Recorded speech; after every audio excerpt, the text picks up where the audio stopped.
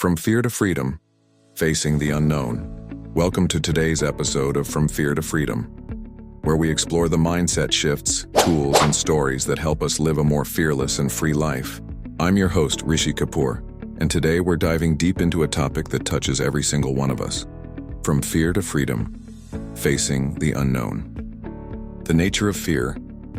Fear is one of the oldest and most primal emotions we have. It kept our ancestors alive, warning them of danger.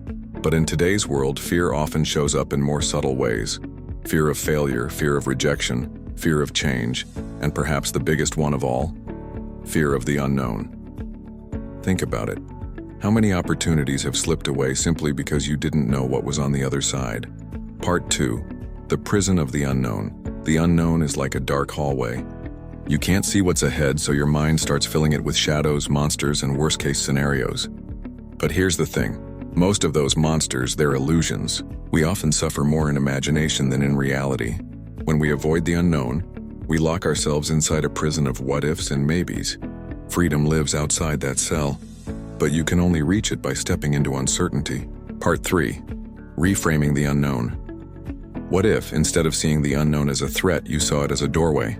Yes, it could lead to challenges, but it could also lead to love, success, and experiences you've never dreamed of. The truth is, fear means you're on the edge of growth. The unknown is the birthplace of all possibility. Part 4. Steps to move from fear to freedom. Name the fear. Write it down. I am afraid of. Naming it removes its power to hide in the shadows. Break it down. What's the worst that can happen? And if it did, how would you handle it? Take micro steps. You don't have to leap.